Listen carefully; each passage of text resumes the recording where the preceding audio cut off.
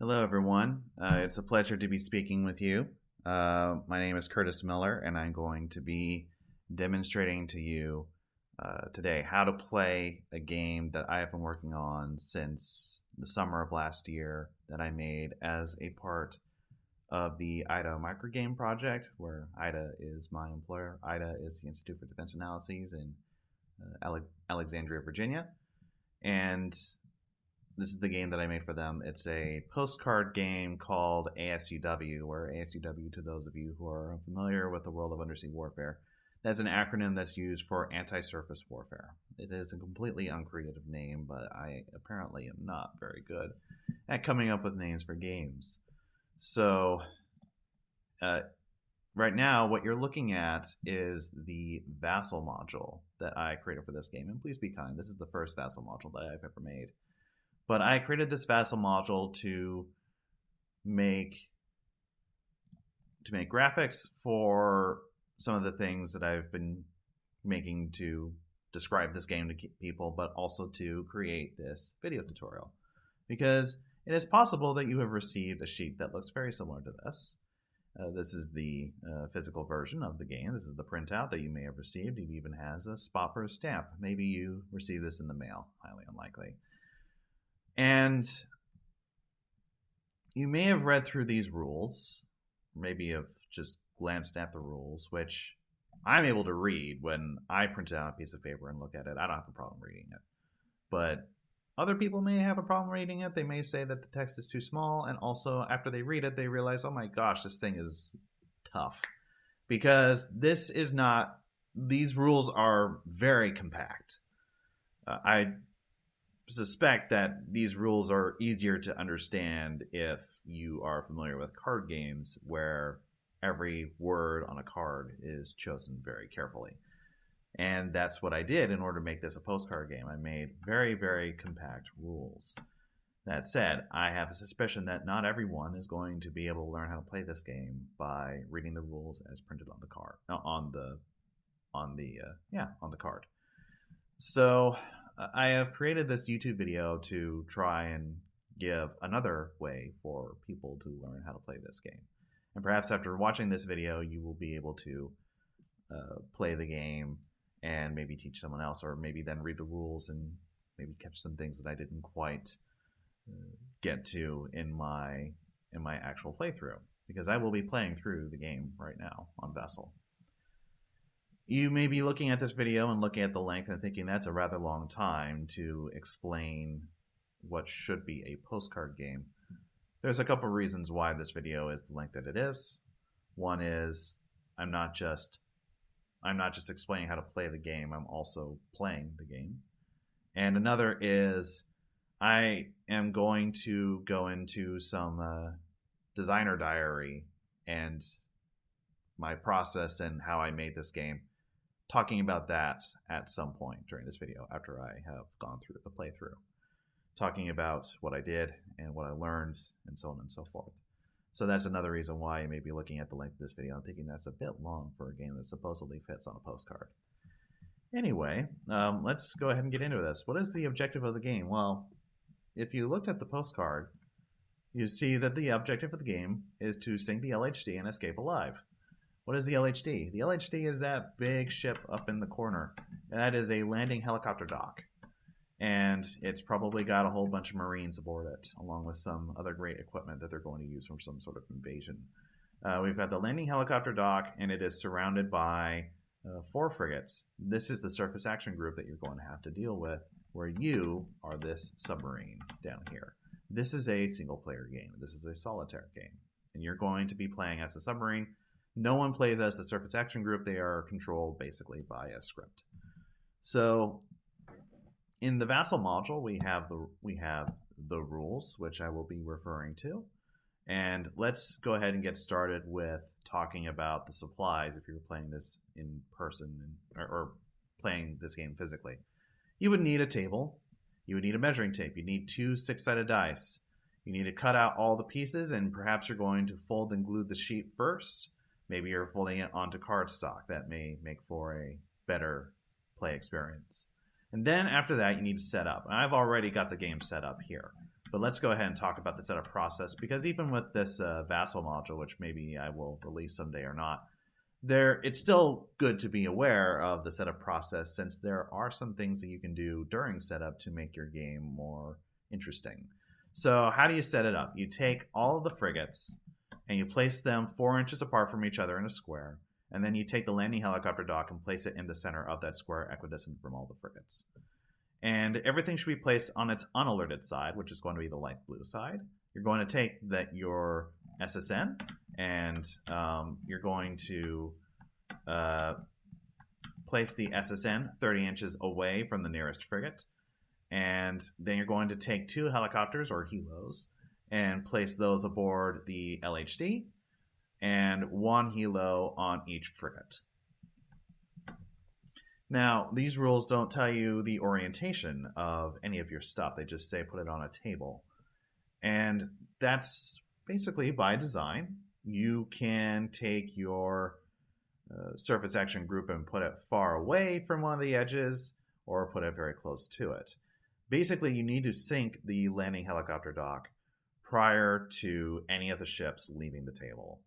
If any of the ships leave the table before you've sunk the landing helicopter dock, then you lose. So that's one way for you to control how long this game is going to take. And as for the orientation of the sub, you could put the sub directly in front of the group, in which case they're going to steam right all over you, in which case you're probably going to have an easier experience since you barely need to move. On the other hand, you could put the surface action group directly in front of the sub, and the sub is going to have a very difficult time because it needs to play catch-up. So there's a lot of different ways that you can set this up, and this is going to be the setup that I've often used when playtesting the game, but it is up to you how exactly you set this up. Now that we've talked about how to set up the game, let's actually talk about how we play. First, the attack submarine, the SSN, it takes all of its actions. And then the surface assets, which I abbreviate in this game as SURF, and that's going to include ships and helos, they take all of their actions. First, roll detections, which is going to be only for the surface units. Second, you will do any attacks if that is in fact going to happen. And then finally, there's maneuvering. So, as mentioned in the rules, the SSN takes all their actions first. Then the surface units take their actions. So the SSN does not do the detection step, which means we can move on to the attack step, but I can tell you right now that we're not going to be doing the attack step, because in order to attack, you would have to be within 18 inches. And as mentioned, we did the setup where the SSN is 30 inches away from the nearest frigate, which certainly means that you're further than 30 inches from the LHD. Therefore, there's no way you're going to be able to do an attack on your first turn. So that means that we will move on to the maneuver step. So let's now look to the SSN maneuver step. The first thing you need to do is remove all detection points. This is a detection point. Remove all detection points other than the one at the SSN. This is the detection point at the SSN. It is S for slow, meaning that the submarine is currently moving slow, but we're able to change that basically right now. The number on the detection point doesn't really matter in and of itself, but I will discuss later how the number matters. So, first, remove all the other detection points other than the one at the SSN. Second, you change its depth to deep if there is a dive marker, or to shallow if there's a rise marker, but there is no such marker here. Then you get to move your submarine, leaving the detection point behind. So the distance you can travel depends on your speed level: 0 to 2 inches for creep, 2 to 4 inches for slow, 4 to 6 for fast, and 6 to 8 for flank.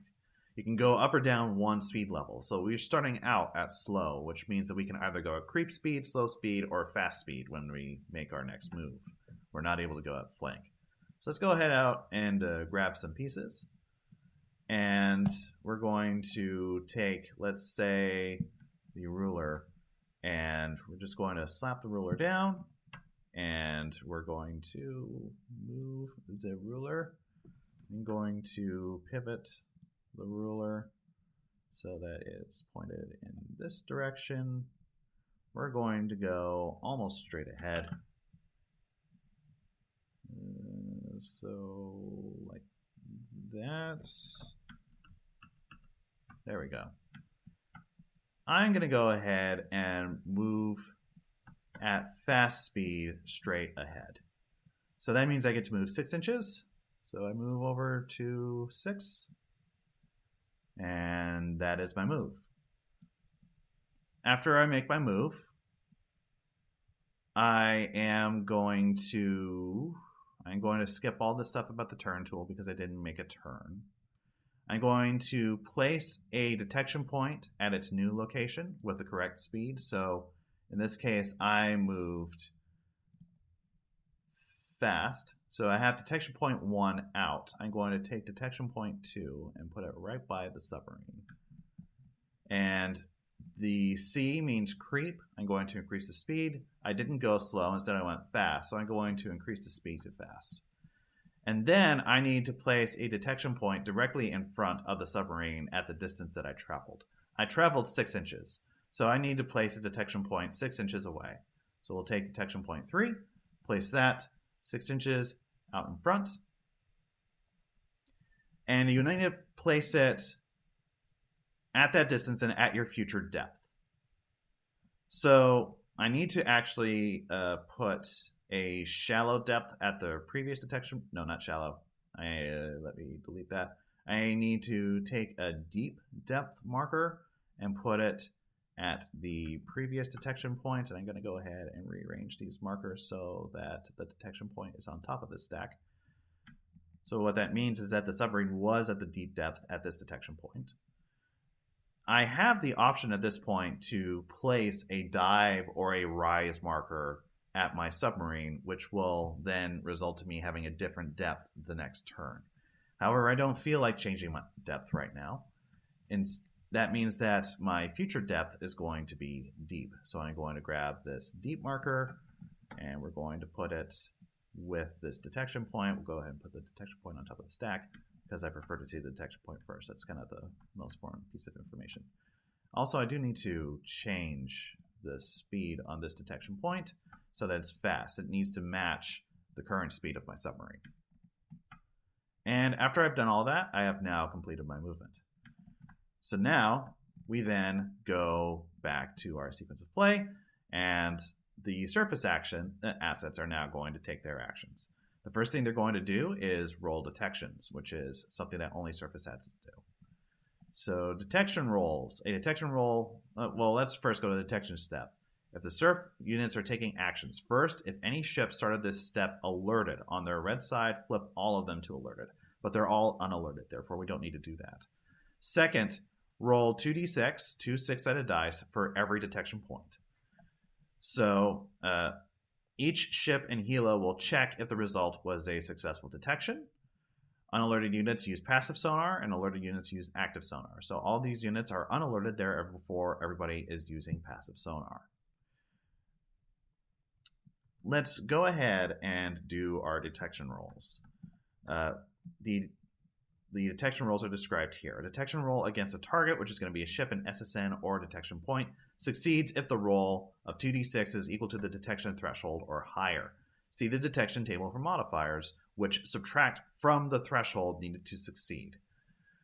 So all of the surface assets are going to be listening at shallow depth, which is going to matter in our detection table. When we go look at the detection table, the threshold starts out at 19. It is not possible to roll at least 19 with 2 6-sided dice because the pips will add to 12 at most. Therefore, at the starting threshold, detection is impossible. The units that are going to be listening for the submarine are going to be listening at shallow depth, but currently the submarine is at deep depth. Therefore, we do not get this -3. Let's start out with detection point 3 first. That is not by the SSN. It is not a ship, and it is not the SSN itself. So we're not going to apply this -3 either. We are not using the active section on this table. We're only using the passive section. So per target speed level, the SSN moved at fast speed. If it was moving at creep, we would get a -2. If it was moving at slow, it would get a -4. If it was moving at fast, it would be -6. And at flank would be -8. It's moving at fast, so that means that for its current speed, we're going to apply a -6 modifier. So that means we go from 19 down to 13. The listener is at shallow, and there is a convergence zone for the listener. So that goes from 13 down to 11. That means that, well, actually, there may be a convergence zone. In fact, some of the listeners are going to be in convergence zones. We'll talk about that in a second, but let's just assume for a moment that there is a convergence zone. None of the listeners are listening at deep. Therefore, if a listener is in a convergence zone, then they need to roll an 11 or better. So that means that we can roll the dice. We rolled an 8. That means that best case scenario for the surface action group, or worst case scenario for us, the SSN, nobody is able to detect that detection point. Okay, then. So now let's talk about this detection point, which is right by the sub. This detection point is going to also be at the deep depth. And this one, we have the 11, but this is right by the SSN, so it goes down to 8, which means that they would need to roll 8 or more in order to get a detection. And we rolled a 6. So that is a failed detection there as well. So for this one, 19, we don't get same depth. We don't get this modifier either. At this point, the submarine was traveling at slow. So that would mean -4. So that goes from 19 to 15. And then for this part right here, from 15 to 13, it is not possible to roll 13 or more using 2 6-sided dice. Therefore, detection is impossible. So we could theoretically roll the dice, and we theoretically do roll the dice, but I'm not going to actually bother with the roll. There's no way you can actually roll and reach 13. Therefore, we were undetected. So that's good news. Now, I probably should say something about the convergence zone thing first. In order for a unit that's listening at shallow to be able to detect, and for anything to be able to detect, that could be any of the surface ships, it could be a helo, it could be a torpedo. In order for them to be able to detect a target, that target must be within a convergence zone. So let's go ahead and take this ruler and put it right out in front of the submarine. A convergence zone is 4 inches wide and 4 inches away from either the listener or the nearest convergence zone. So basically they're 4 inches apart and alternating. So the first 4 inches right here, there is no convergence zone. The next 4 inches, there is a convergence zone. Then not a convergence zone, yes a convergence zone, no convergence zone, yes convergence zone, and so on. The significance of the convergence zone is that in order for a listener to be able to hear its target, the target must be in the convergence zone. If it is not in the convergence zone, then the target is undetectable, and therefore the roll for detection is an automatic failure. There's no need to roll. In any case, the surface units were unable to detect our submarine. Now that means they get to do their move. Since they didn't detect the submarine, that means they're not going to be doing any attacks, and they all remain unalerted. So they now get to do their move. So how do they do their move? Ships that started the SSN's turn alerted are going to launch all their helos, but that's not the case for anyone. They all move simultaneously, and they don't have collisions, and if a collision's unavoidable, they're going to stop right before. But I haven't really seen that happen very often. So first, the LHD. How does it move? We roll a d6. So let's go ahead and do that. We roll a 2. So on a roll of 2 to 5, move forward 4 inches. Okay, excellent. Let's go ahead and... Oops. Let's go ahead and...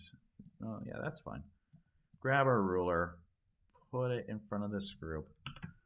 Rotate it so that it's about there, so that we can be going straight. How straight is that? Is that perfect? It's almost perfect. There we go. Let's put that right there. Grab every single unit in this group, because the LHD moves forward 4 inches, and as for the frigates, if the LHD is not destroyed, they do the exact same maneuver as the LHD. So that means that everybody is going to move forward 4 inches. And that completes the surface unit's movement. Now let's go back to the SSN. So going back to our sequence of play, we don't do the detection step. The next question is attacks. Are we able to do an attack? So in order to be able to do an attack will spawn a torpedo at the shooter's depth, and the target must be within 18 inches to hit, and the shooter's speed less than or equal to fast. So our speed is fast. The question then is there a target within 18 inches? So we'll grab our ruler, and we will put it around here. We don't need to have it perfectly aligned. Actually, that's really good. So 4, 8, 12, 16, 17, 18. There's a cat outside my door, and he's not going to be quiet, and there's nothing that I can do about it. So there may be a cat in the background, and I'm sorry.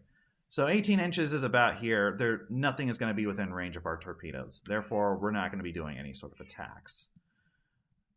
All right. So that means that we're only going to be doing maneuvers. So let's go back to the SSN maneuver step. The first thing we're going to do is remove all the DPs other than the one at the SSN. For the DP at the SSN, mark the SSN's current depth. So let's go ahead and grab this depth marker here, and we'll put it with that detection point. Put the detection point on top of the stack.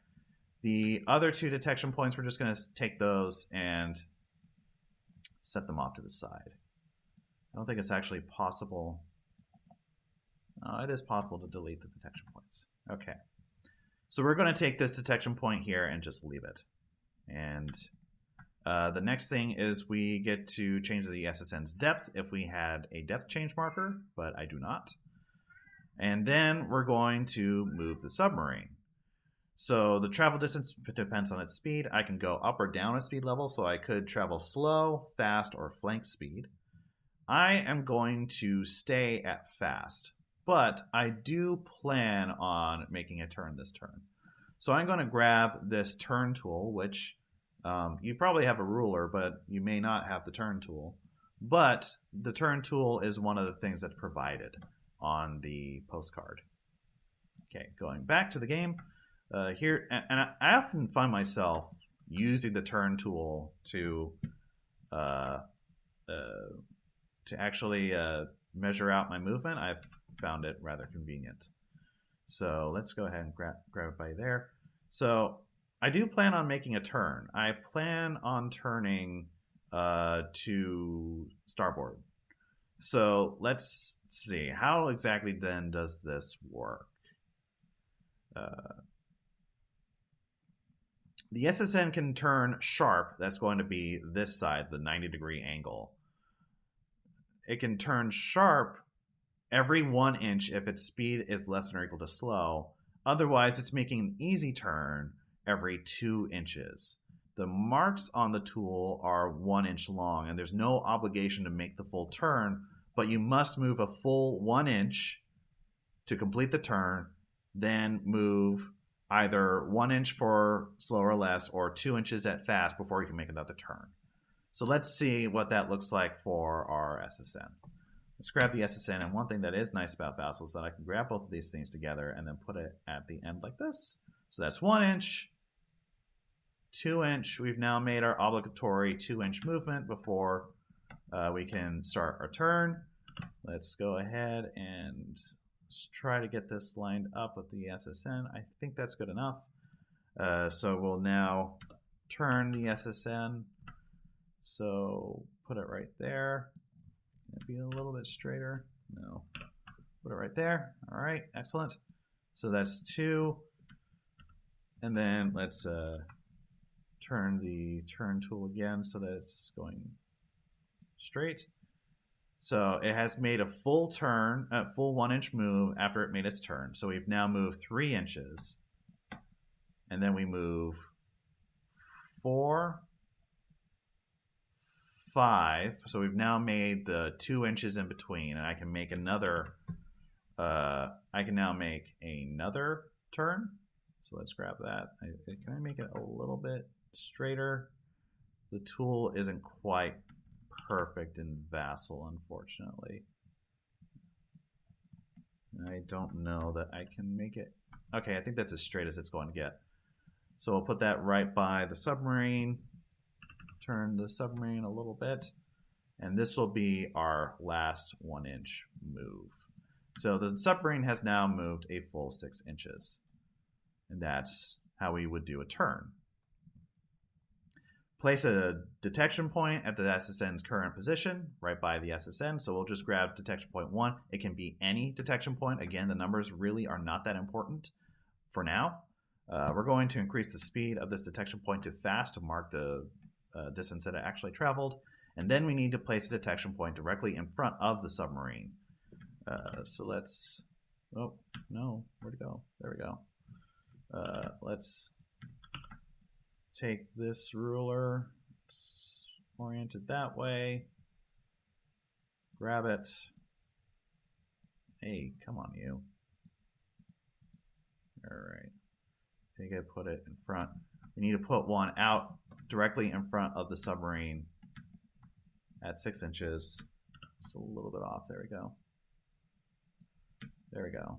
Perfect. Grab this one.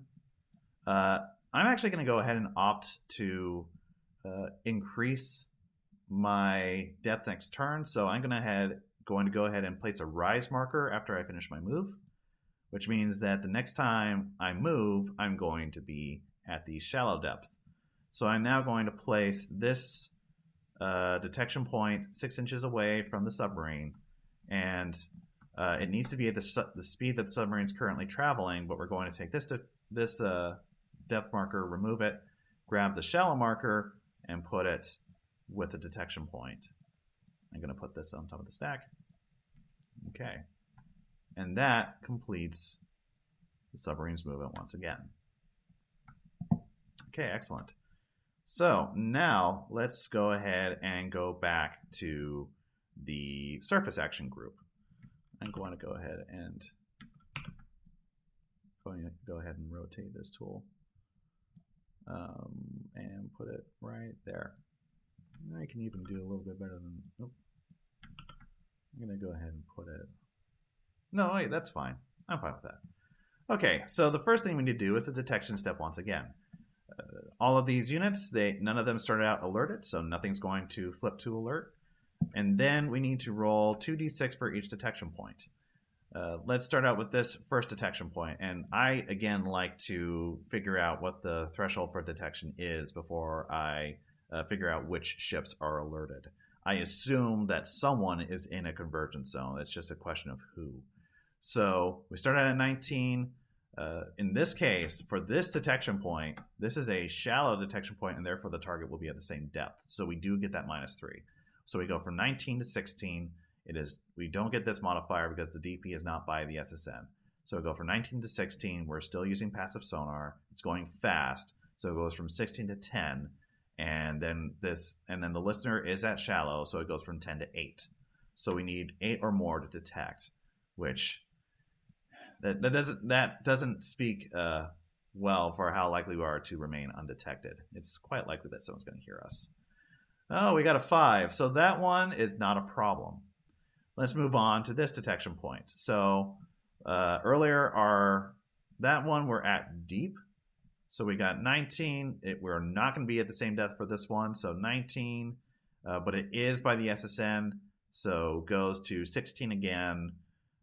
Traveling at fast speed, we go down to 10. And then for the listener being at shallow and possibly at a convergence zone, that takes us to 8. So let's roll once again. Again, a failed detection roll. We're doing rather well. And then for this one at the back, the only difference for this one from this one is going to be that it's not the SSN. So we go from 8 to 11. So we need to roll 11 or higher for the surface action group to detect. We rolled a 7, therefore nobody heard us. Excellent. Things are going well for us. Now let's go ahead and roll for their maneuver, because remember that the LHD is what determines the move for the surface group. So we rolled a 3, and remember that on a 2 to 5, everybody just goes forward 4. Let's go ahead and rotate this tool. Okay, excellent. We'll put it right in front of the LHD. Grab everybody. And they're all going to move forward 4 inches. Excellent. All right, now we're back to the submarine. So these, again, well, actually, let's not worry about that yet. That's technically a different step. We don't have a detection step for the submarine. The question now is, are we able to fire? So we could fire if we are, well, I mean, I guess we could fire whenever, but we could hit if we're within 18 inches. So let's go ahead and rotate the tool. Put that, let's put that right, not quite. It's not quite working out. Let's put that around there. Rotate it so that it's pointing at the LHD. There we go. Ooh, look at that. So how close are we? Let's move it a little bit more. Oh no. Oh no. Oh, phew. For a second I thought Vassal might crash, which is sad because this stream is going very well. Anyway, 4, 8, 12, 16. We're 16 inches away. That means we could actually get the LHD. We should probably fire. So let's go down to the attack step. So an attack spawns a torpedo at the shooter's depth. We are at, oh wait, we first thing we need to do is actually I think that's technically a different step. Are we able to do this? Oh wait, yeah, we are. We are able to do this. Yeah, the depth changes in the SSN maneuver step, which happens after the attack step. So yeah, we're firing at deep. So, which is fine by me. Okay. So we're going to grab a torpedo, and we have 4 aboard. So we're going to grab one of these, and this is not actually required by the rules, but I like to point the torpedo at the target.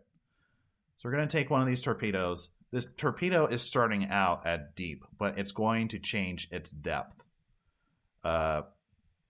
when we it's going to change its depth at some point after it takes its first move. So what the torpedo does is, going back to the attacks. First, you roll 2d6 to detect the target with active sonar. Now we're using active sonar. So first off, the starting threshold is 19. The target is not the same depth. It is a ship. So we go from 19 down to 16. It's using active sonar. So the listener this time is the torpedo, and it's starting out at deep. So we go from 16 to 10. And then the target is a ship. So it goes from 10 to 7. So we need to have a 7 or more for a successful detection. This didn't ask anything about convergence zones, so I don't care about the convergence zones yet. So I make my roll. I rolled an 11. That is a successful detection.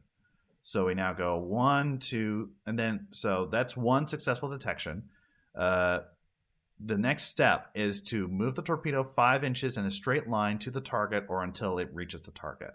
So we go 1, 2, 3, 4, 5.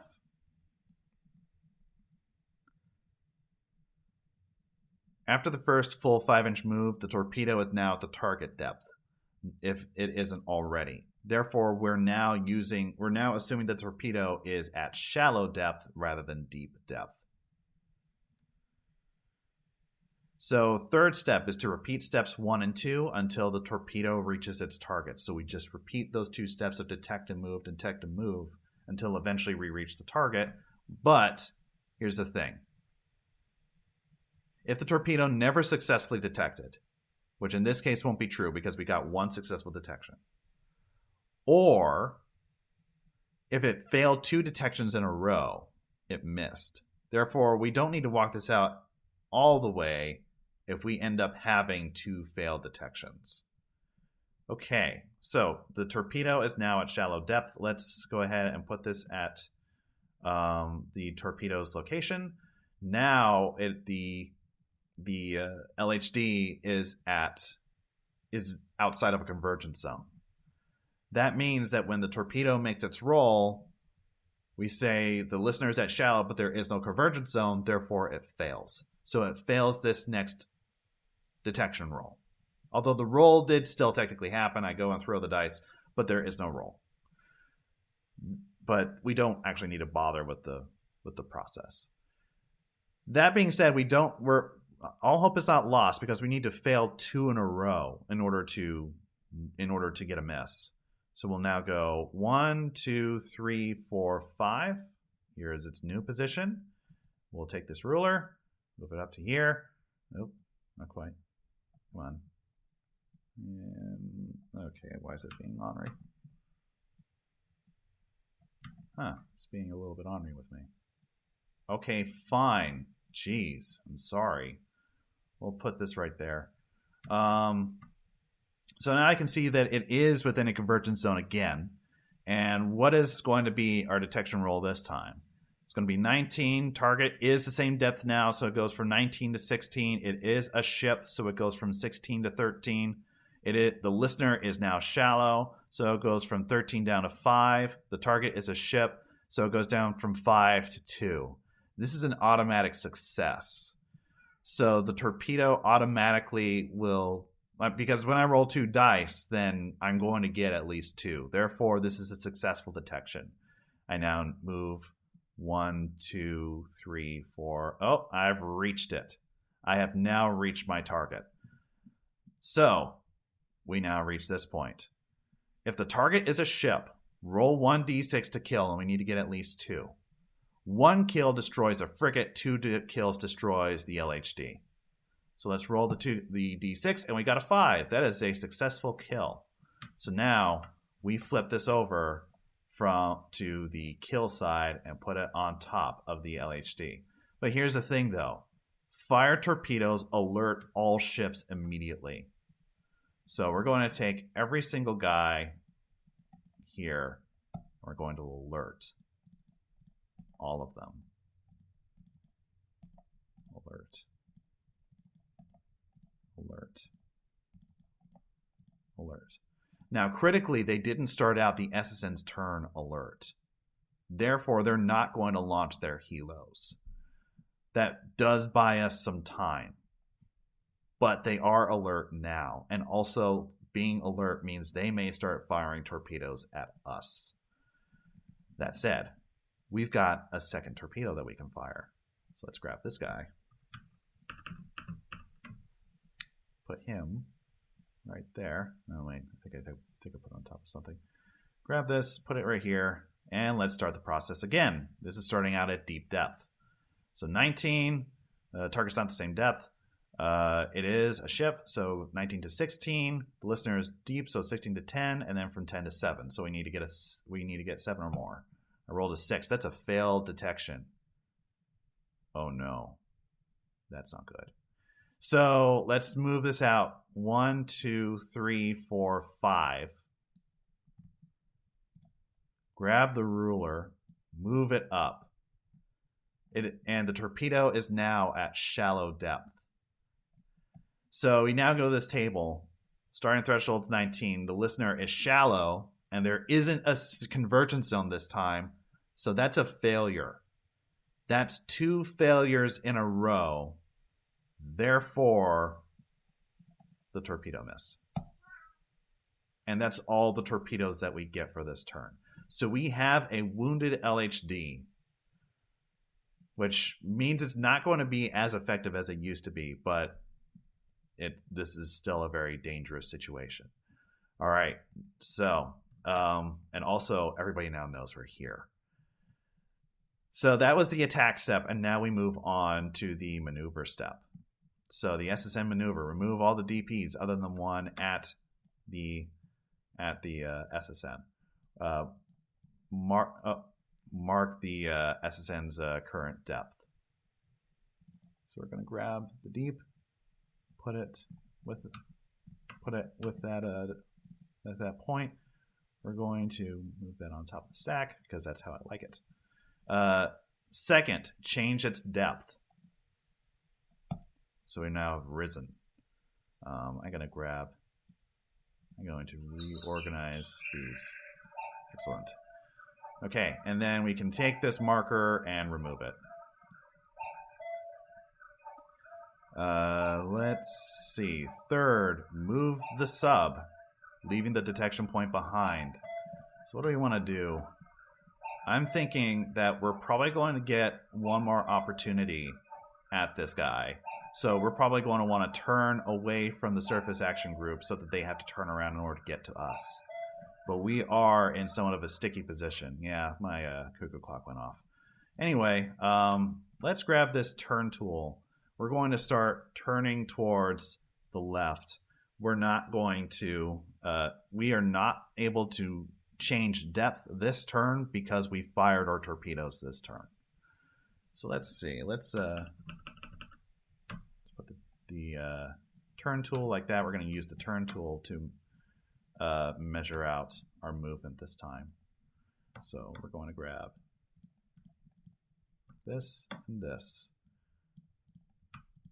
Yeah. Oh, jeez. All right. So 1, 2. Okay, so we've made our obligatory 2 before we can now do our move. We're going to rotate this around.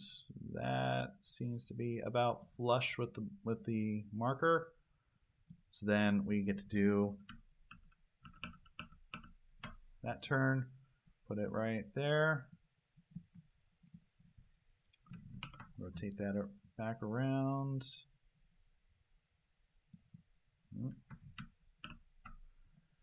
So then we'll do, so that was 3, 4, 5. And then we're going to grab that, turn it around. Put that right there. That's about flush. And oh, you can put the corner a little bit closer.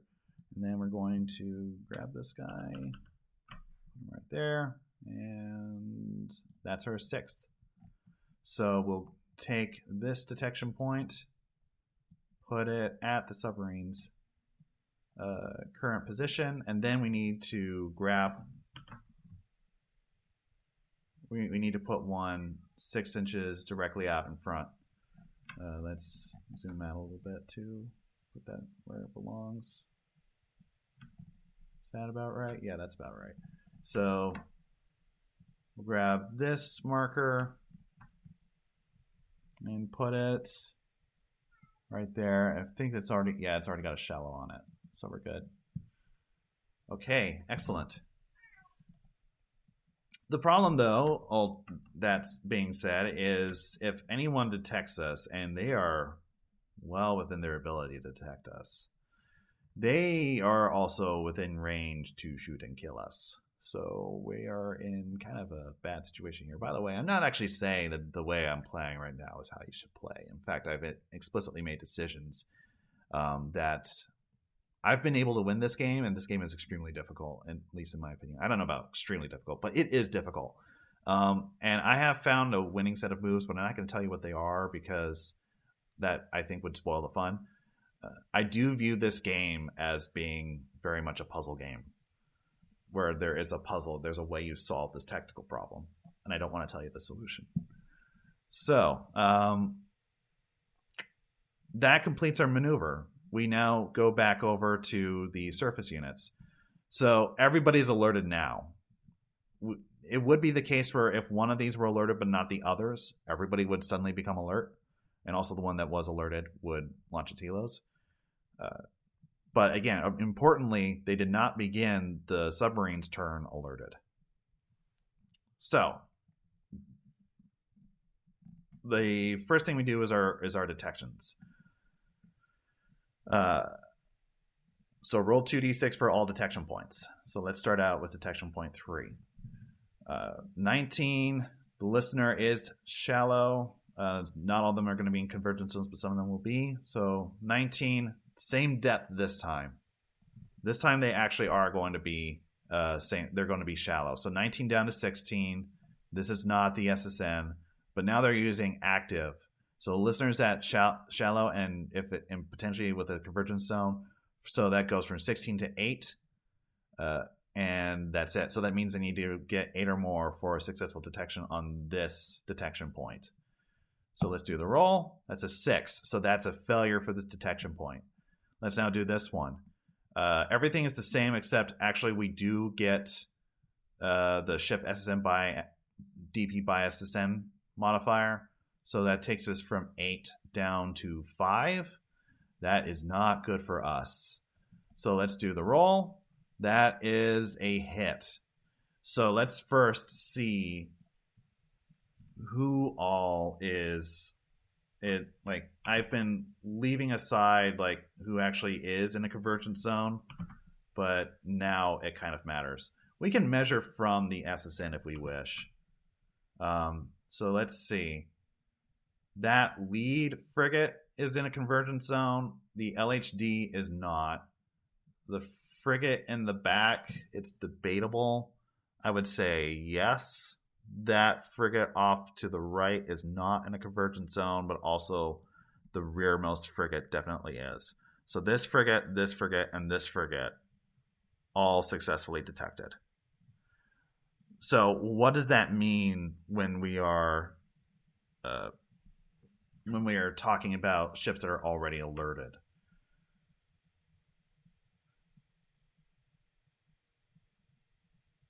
If a ship or helo started the step alerted, successfully detected, and is within 12 inches of the detected detection point, it fires its torpedoes targeting the SSN.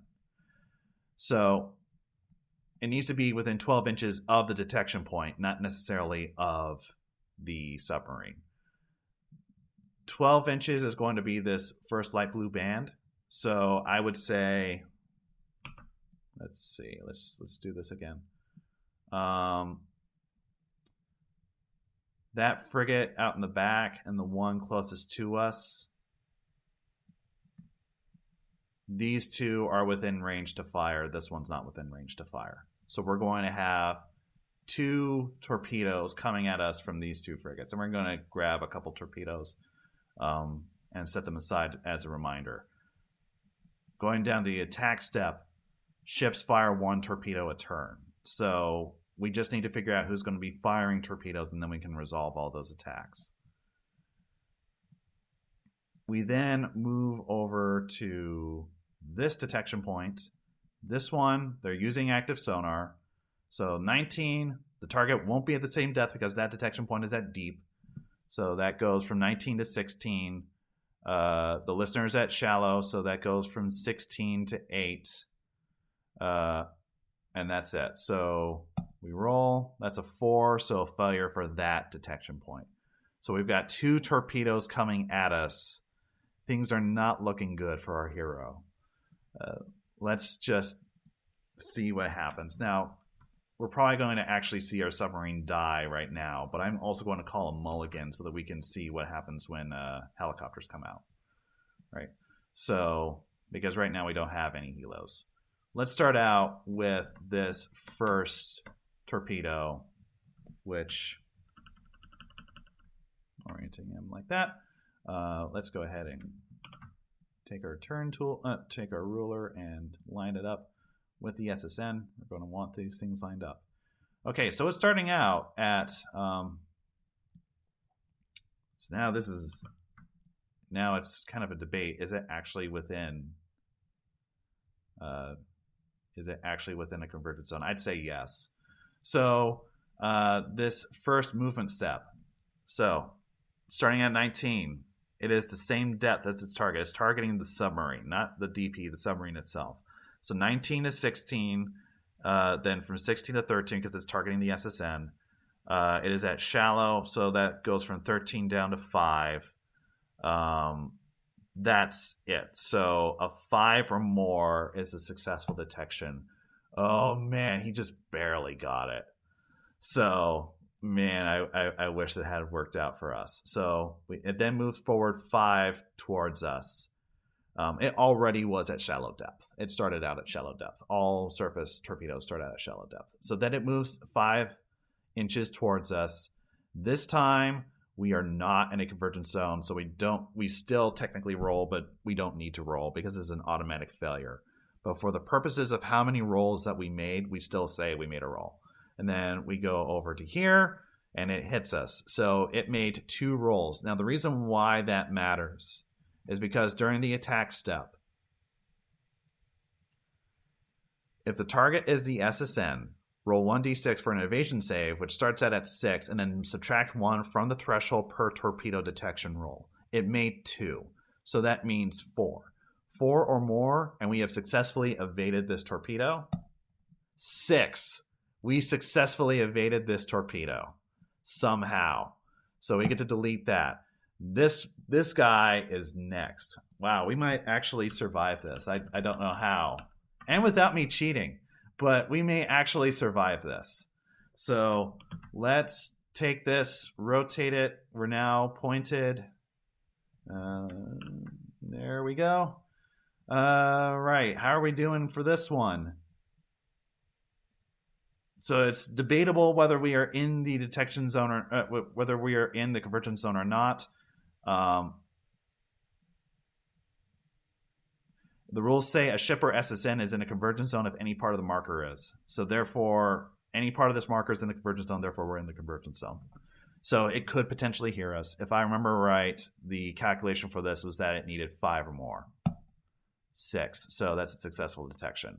It then goes 1, 2, 3, 4, 5. We'll go ahead and move this ruler up. We are again in a convergence zone, so it could hear us. Make a roll. So if I remember right, the roll was 5 or more. So another successful one. So that's 2 rolls, 3 rolls. This time we're out of the convergence zone. So this last one is an automatic failure, but not 2 failures in a row. So it still reaches us. So it made 3 steps. So we started at 6, 5, 4, 3. So we need to roll 3 or more to successfully evade this torpedo. And we do. Somehow we evaded both rolls. We are dodging those torpedoes. We're doing rather well. I am a little surprised. That resolves the attack step, and now we move on to the maneuver step. The LHD is wounded. If 1 kill marker is on the LHD, move forward 1 inch only, no die roll. And for the frigates, again, if the LHD is not destroyed, do the same maneuver as the LHD. So that means that everybody is going to be moving forward 1 inch. I'm going to grab this. There we go. Grab this, grab everybody. Oh, and come on. Jeez. 1, 2, 3, 4, 5. Move everybody forward 1 inch. Okay, the story is still going on. We have a chance. But how good a chance do we have? I think our odds are actually pretty good to sink the LHD, but I don't know that we're going to survive. So let's go ahead and do our SSN step. So we're going to first do the attack step. We are going to attack. So we're going to place this right here. Oh, no. Back here you go. Point it at that sucker. And well, that's going to be too bad. For our first roll, we know that we're going to fail. But hopefully we'll make it on the other 2. So we're going to grab one of our torpedoes, point it at the LHD. We are starting out at shallow depth. So the LHD is outside of a convergence zone. That means we're going to fail. Let's now move forward 1, 2, 3, 4, 5. Okay, and take our ruler and move it up. Oh, come on. 1, all right. Jeez, come on, you. Oh, it's just being annoying. Yeah, it's not going to let me. It's a little too close to the edge. So we're going to put that right there. That's good enough. Okay, so this time the LHD is inside of a convergence zone. So, yeah, so 19, target same depth, so 16, target is a ship, so 13, listener shallow, so 5, target is a ship, so it's 2. Therefore, this is an automatically successful roll. 1, 2, 3, 4, 5. Okay, we reached the ship. So then the question is, do we kill it? Well, we can't roll a 1. We rolled a 5. So that is a kill. The LHD is now sunk. Now, you do need to declare, well, let's see. What does it say? It can fire to a turn.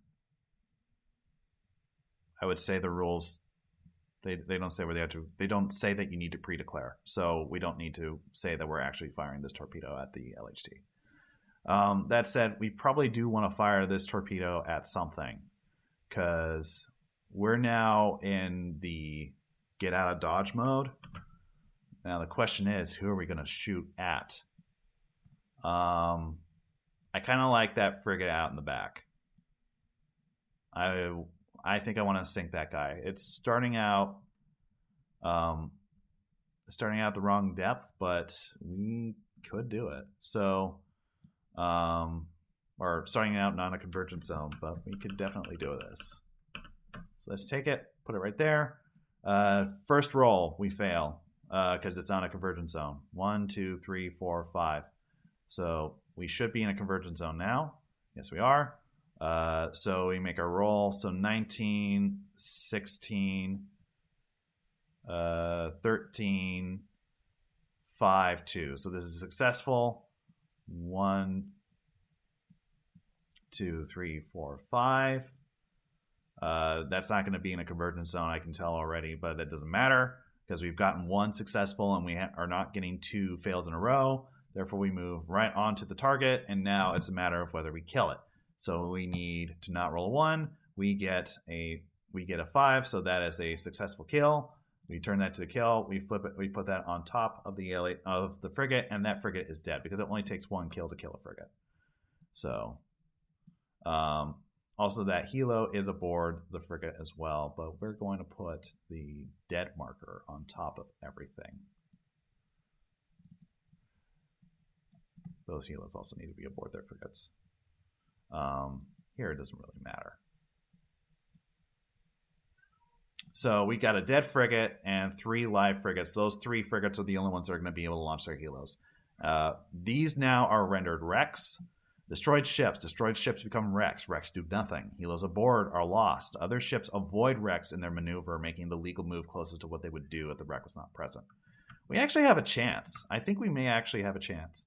But now we actually need to do our maneuver. So once again, we grab our detection points, set those aside. We can change our speed, but not our depth. At this point, we are very much in get out of dodge mode, and notice that the active table does not care about our speed. In order to win the game, you have to destroy the LHD, you have to get 12 inches away from the nearest frigate, and do not be detected for a turn. So, we need to move as fast as possible, and we need to be basically going that way. So, so let's go ahead and get started. We can now go up to, or we will be going up to flank speed. So let's put that there.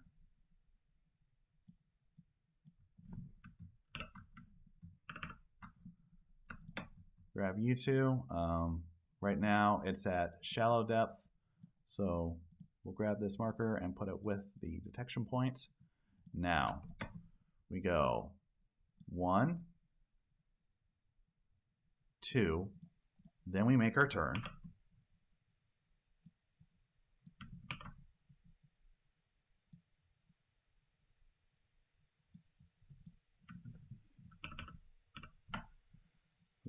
there. 3.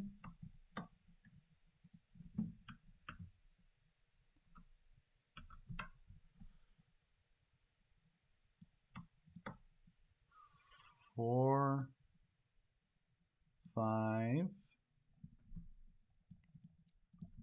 Grab that. We're going to make another turn.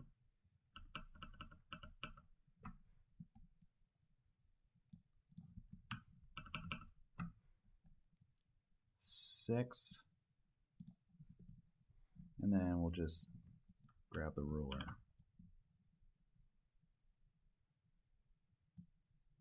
And yeah, that's fine. 7, 8. So this is where we were. These are the 2 detection points that we need to basically allocate. We cannot change our depth, which is unfortunate. We would like to be able to change our depth at this point. We're going to put that detection point right beside us and increase our speed because now we're going up flank speed. And now we need to put a detection point 8 inches ahead of us. So 1, 2, 3, 4, 5, 6, 7, 8. That one should not have the deep marker with it, so we're going to change the tracker to the shallow marker, put that right there, reorder these, and we're going to increase the speed once again. So now we're booking it out. And we should be in a good position to run off the table.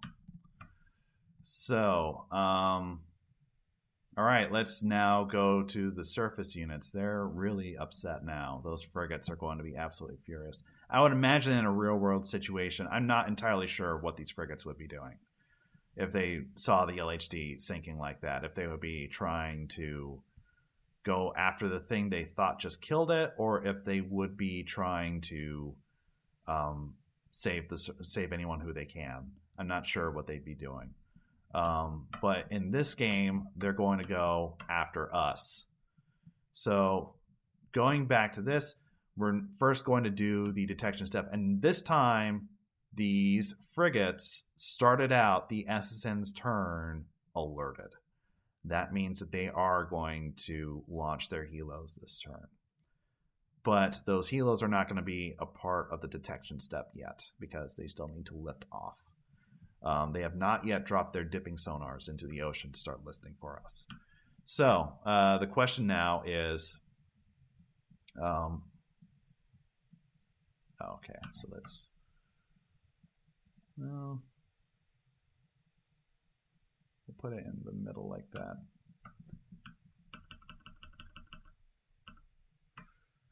All right, so so for this detection point over here, where we're going fast, so 19, target is the same depth, so that's 16. Listener is shallow, so that's 8. That's it. So 8 or more. 10, so that is a successful detection. Even though the detection point is far away from our submarine, they still will fire the torpedoes at our submarine. So let's see. That is definitely within range. It's a question of is that, all right, so in this case, this ship is going to fire a torpedo.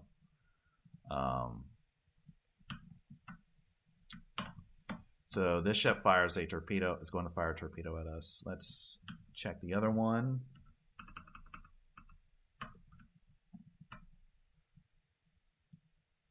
That one is outside of a convergence zone, therefore it's not going to fire. And I think the other one is too far away. Is it too far away? 4, 8, 12. It is too far away from the detection point to fire a torpedo. So we don't have to worry about that frigate yet, because we still have another roll over here. And for this one, we're going 19, 16, 13, 5. So make the sonar roll 5. So then the question then is,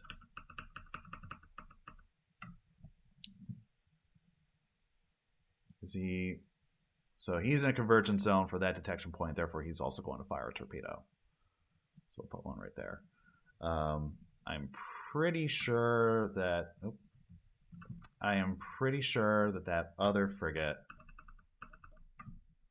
is also going to be firing a torpedo. Yeah, he's also in a conversion zone, so he's also going to be firing a torpedo. So all 3 of the surviving frigates are going to be firing torpedoes. We don't really need to bother to roll for this one because we already know the outcome. Everybody is firing their torpedoes.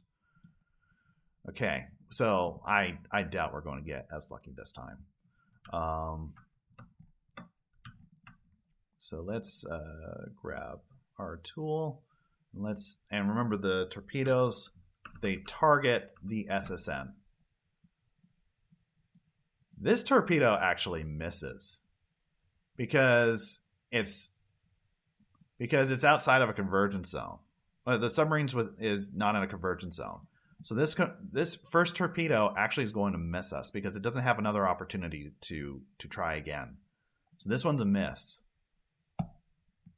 Let's go then with this torpedo. This one does have an opportunity to hit. So let's see, 19. Target is the same depth, so that's 16. The target is a ship, so that's 13. I think I calculated this out before, and this is automatic. Yeah, this is an automatic success. So so 1, and then it is within a convergence zone, but that's fine. So then it reaches us, and now it took 2 steps. It did 2 rolls, even if you didn't see me do the rolls. So that means we need a 4 or more to successfully evade.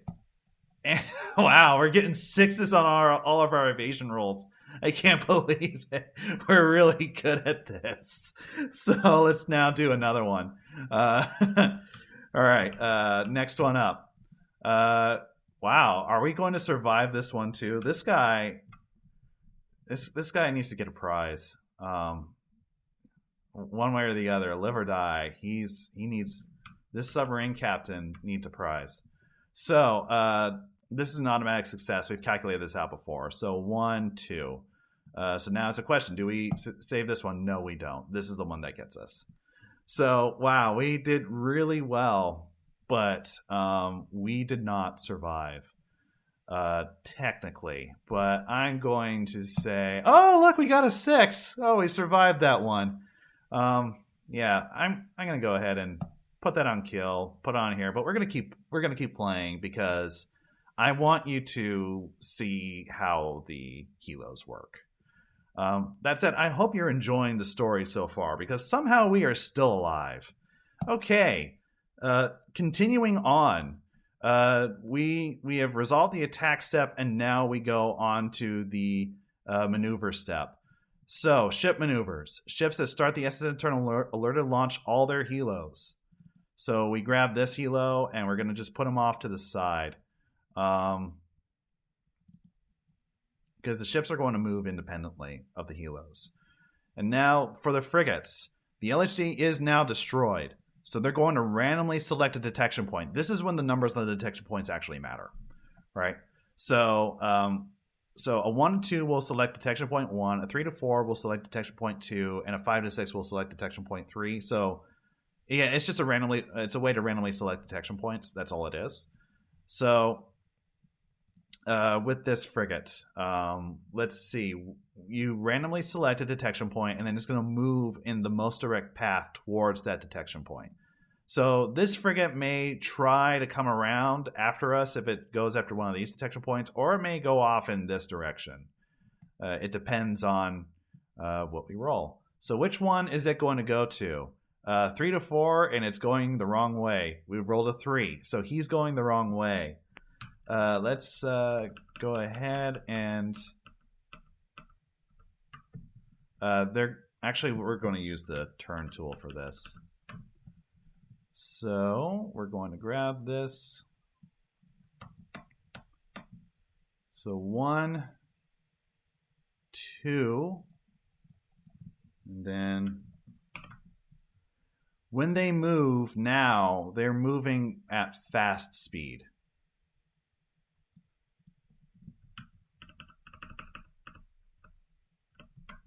So that's 3. Okay, now he's just going to go straight forward. So we'll So 3, 4, 5, 6. That's where he's going. All right, this one. Are we going to get lucky again? We do. He's also going in the wrong direction. So let's grab this guy. We're going to use the turn tool again. I'm not going to finish. At some point, I'm going to say we're dead and end this game. But first, we're going to see what helos do. 1, 2.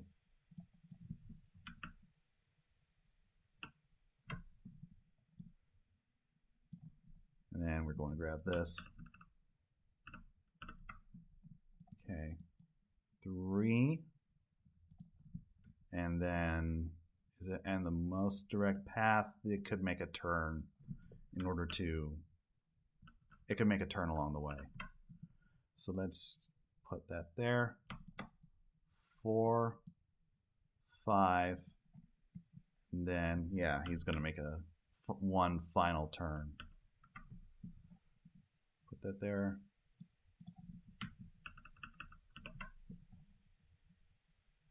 6. All right, is this guy going to go in the wrong direction? He's going to go in the wrong direction. Wow, this is kind of a lucky game. Not going to lie. Well, I mean, we are dead, but so ultimately we're not that lucky, but we're lucky enough. So this guy is still going in the wrong direction. So 1, 2.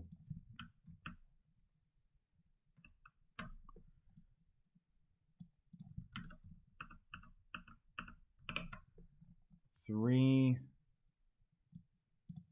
Then is that the most direct path? That is, I think that's the most direct path. So we can just go straight. 4, 5, 6. Okay, so that's the frigates moves after the LHD has been destroyed. So now for the helos move. The helos are going to similarly randomly select detection points and then move towards those detection points in a straight line until they're 5 inches away. So let's start out with this helo. That helo's going towards detection point 3. I'm going to say that, so let's see. I mean, he's probably within 5 inches already, so we're just going to not move him. Then let's do this helo. So that one needs to move towards detection point 3. Let's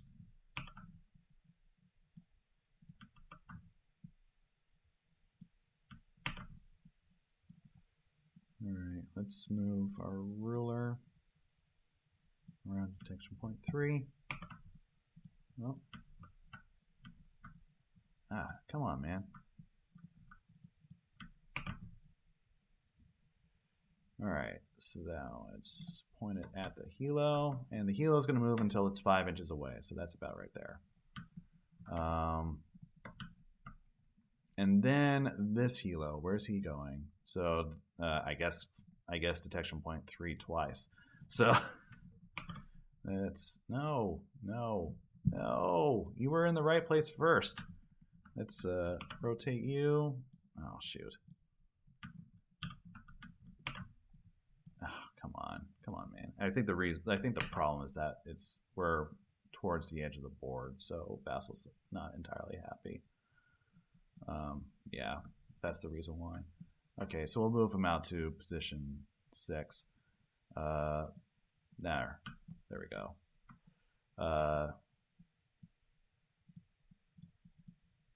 Yeah, so these 3 are. Oh, oops, move that one. These 3 are active helos. That resolves the that's the end of the surface movement step. So now we're off to the sub movement step. We don't have any torpedoes anymore, so we're just going to be moving straight, and preferably we would be diving. we're going to be moving off towards the edge of the board. In fact, let's grab the dive marker, and well, let's have it ready. This marker, we can get. This one's no longer a thing. You can delete that. This, we're going to drop the shallow on with it. Sweet. And we kind of already measured this out before. The only thing we need to do is delete the shallow part of it. But we can just put that right there. And the final marker is going to be off the board. So that's fine. So, yeah.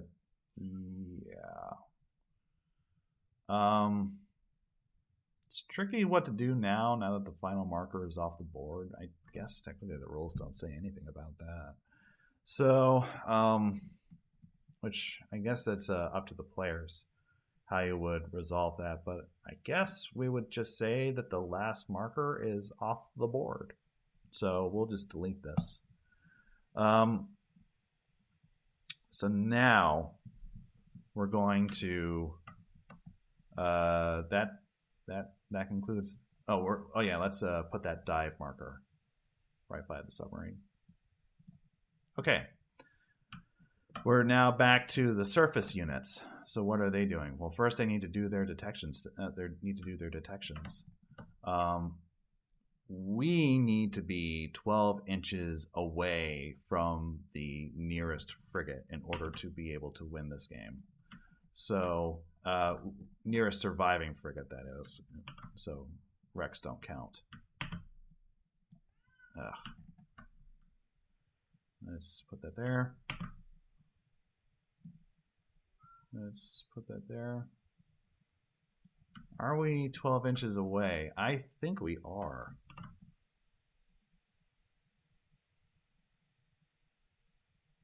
Yeah, we are 12 inches away. So it's possible that if no one detects us, then we have won the game, except for the fact that we lost.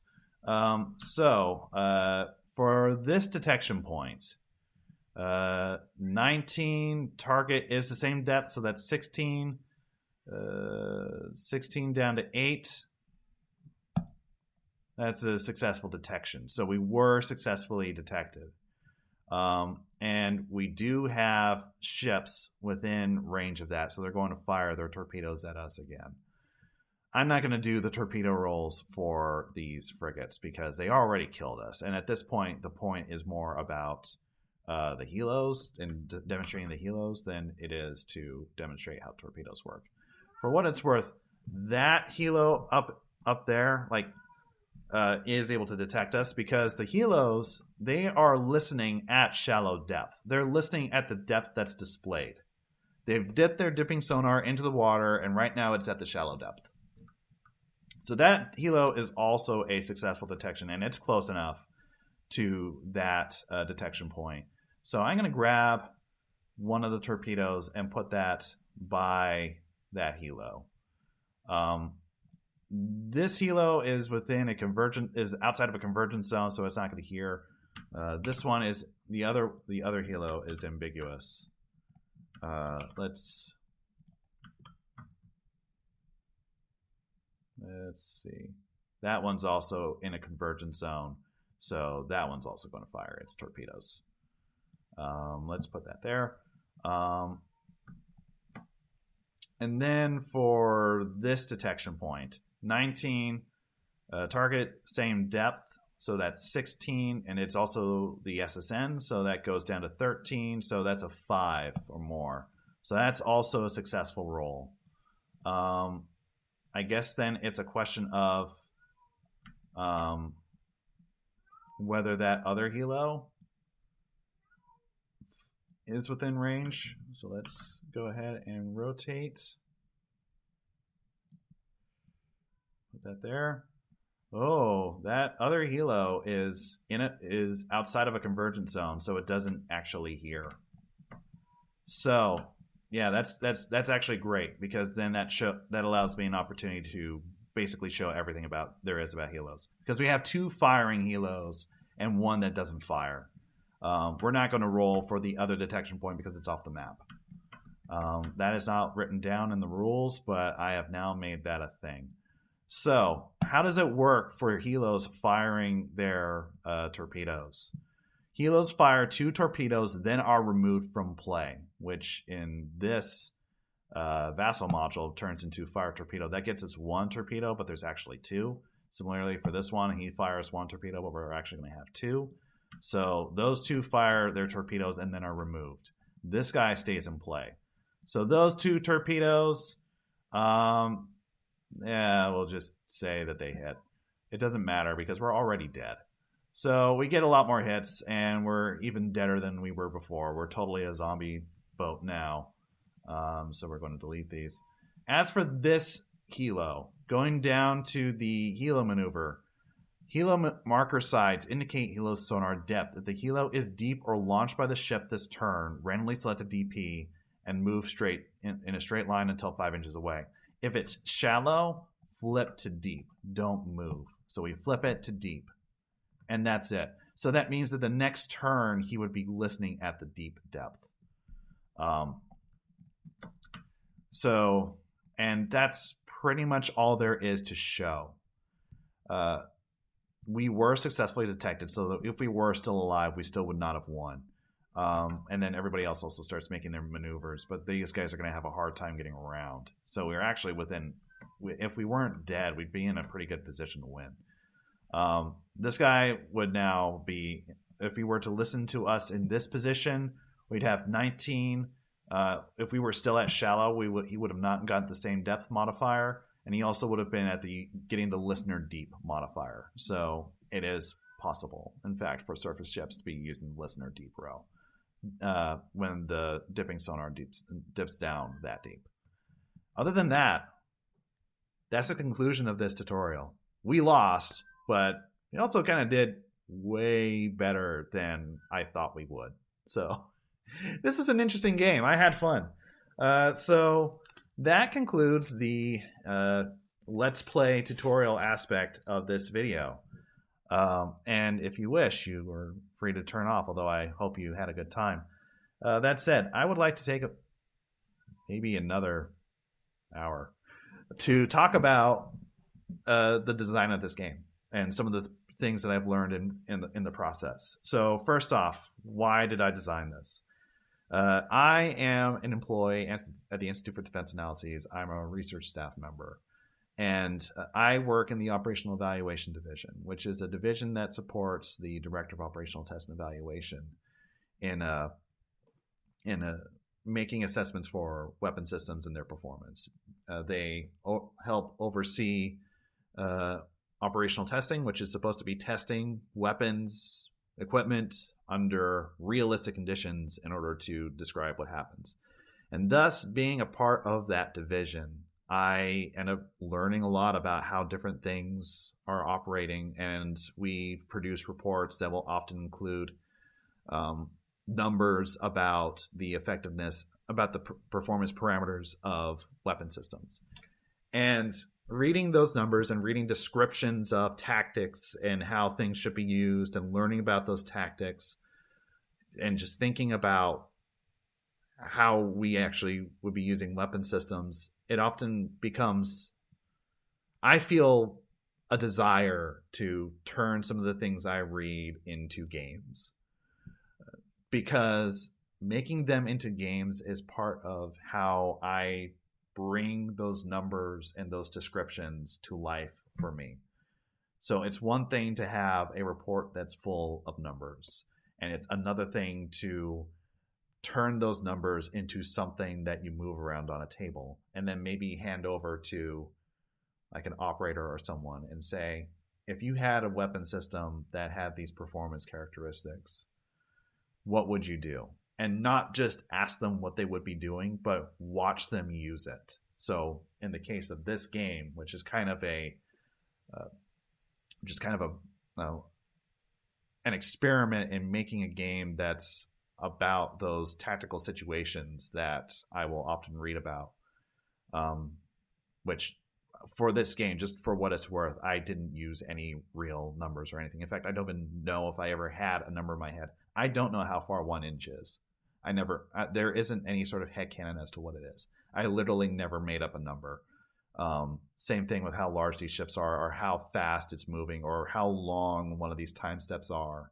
I have no idea. I never even bothered to ask, and I intentionally chose not to ask. So, and that's the case for a lot of these things. Like, how deep is deep? I don't know. I never asked. I intentionally chose not to ask. Now, that said, that doesn't mean that this game is like completely separated from.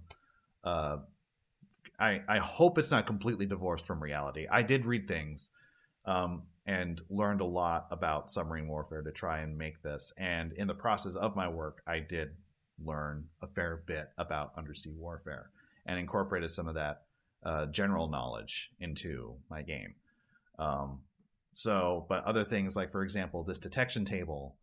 I read this book, Principles of Underwater Sound, in the process of, first off, learning how sonars work, but I've been working on a game part-time on submarines during the Cold War at a strategic level, and dove down and have not yet come out of a rabbit hole that, long story short, involves me potentially making M&S for trying to figure out how many boomers or nuclear ballistic missile submarines would be found given a combination of attack submarines, SSNs, SSKs, and patrol aircraft, and also undersea sonars and such.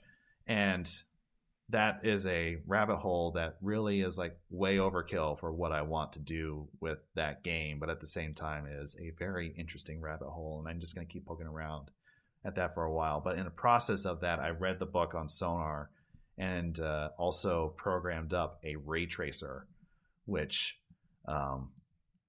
here is some code that isn't actually the ray tracer, but it's using the ray tracer. What is that? Uh-oh. Okay. So I have some code that is this isn't the ray tracer that I coded up, but it uses the ray tracer that I coded up. So I took a sound velocity profile that I found off of Wikipedia. So this sound velocity profile here, and use that for my ray tracer. Sound velocity profile basically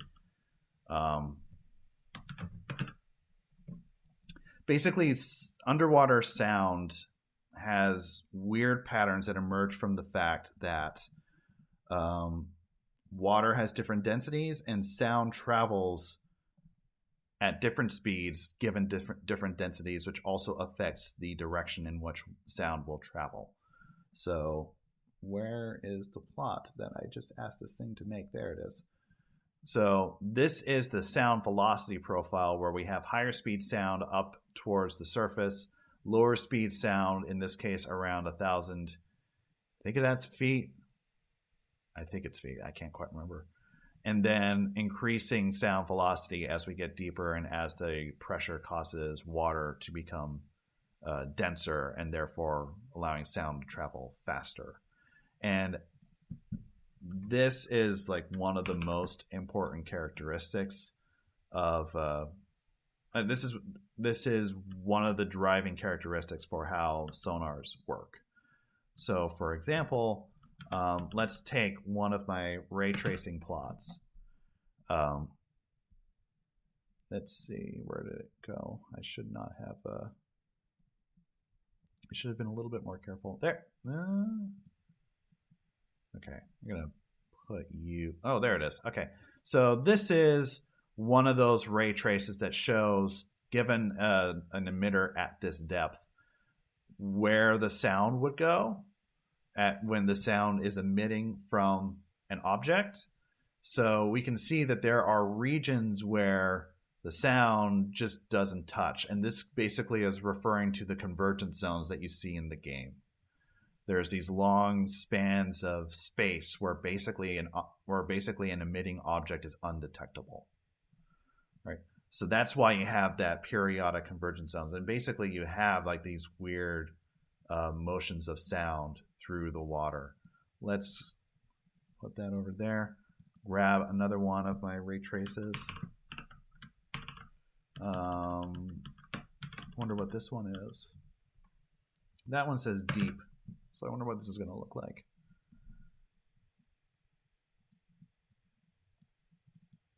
Okay, so it looks like it's updated. Has it updated? I'm not sure. This might be the same picture. Oh, okay. Here's another one where now it's emitting at a deeper depth. So at that deeper depth, you don't see quite the same pattern. You do see some sort of periodicity, but it's not quite the same. And basically, I created plots like these, or I created these functions and did these ray tracings, and also used some of the formulas in this book, along with some of the numbers that they provided that are open source numbers. And I think basically a lot of the parameters for basically the directivity index, which is the sensitivity of the sonar itself. I think I just made that number up in order to get interesting numbers for my tables that made for a compelling game rather than being realistic. And as for like how much noise there is for a submarine traveling at certain speeds, I think the book has World War II submarine numbers that I just borrowed. So I ended up using a bunch of fake, unrealistic numbers in order to try and get some idea of like what the detection tables would be behaving like. And also just along with some other open source stuff, like for example, what it would be the noise level and what characterizes the noise level. So the noise level is, for those of you who know some probability, I'm using a normal distribution to describe it, which actually does come out in the game as rolling 2 dice. That's why why I have you roll 2 dice and sum the numbers together. It's because that's reflecting the fact that I'm using a normal distribution model for the noise level. And then if the noise level, like this actually is somehow how sonar actually works. If your noise level, or if basically you get a sonar signal that exceeds a threshold, then you end up with a detection. So in some sense, my detection table is reflecting how actual sonar works, right? Or at least how we would think about how sonar works. So there was a lot of thought that went into that using fake numbers, but I thought the end result was actually pretty good. So where was I going with that? Yeah. Basically, I just wanted to take some of the ideas that I was seeing at work and try and translate them into games, because I find the games to be a compelling experience and a way to bring life to what are otherwise just reports, and also are an opportunity for a potential operator for us not just to see what the numbers are, but potentially what the implications of those numbers are if you were an operator. Not that we actually do this, but it's just a thought that has crossed my mind, and also I just find it entertaining. Like I will often see these graphics called OV1s.